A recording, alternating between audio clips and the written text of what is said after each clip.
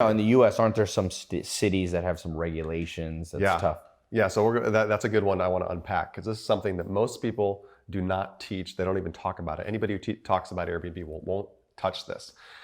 So we spent a lot of time doing research on what's going on with regulations right now, because Airbnb is a huge disruptor, just like Uber. Yeah. You know, they were fighting it in Vegas. They wouldn't allow Uber in certain cities, and then Uber started winning all these cities. Well, Airbnb is disrupting not only the real estate industry, it's disrupting hotels. Yeah. And the cities that have the most powerful hotel unions and hotel brands, like New York City, for example. Yeah.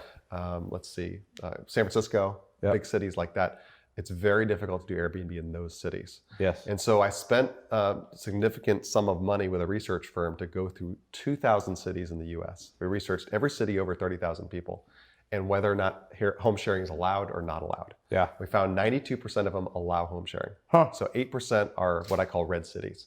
Yep. Now that doesn't mean you can't do Airbnb if you live in those cities. You just simply have to go to the surrounding metro areas. Yeah, like if you're in San Francisco, you can go out. I've got students in San Francisco that are killing it. Or something like that, or Yeah, Atlanta proper, but you can go to any of the towns around Atlanta. And the interesting thing is I have students that are doing it in those areas despite the rules, because half those cities don't enforce the rules at all. Right. So I'm not saying you should break the rules, but there are people making a ton of money doing it despite the rules. And if you doubt me, just look up any city on Airbnb and you'll find thousands of listings, including Manhattan, for example. Even the places you're not Even the supposed to be places that doing. are not So allowed. Airbnb is just like It's you everywhere. can post everywhere. Yeah. It's like a whack-a-mole, you know. Yeah. So I think the best way to build a business, though, is to do it properly and do it in a place that you're not going to ever be shut down, where it is allowed, where it's unrestricted.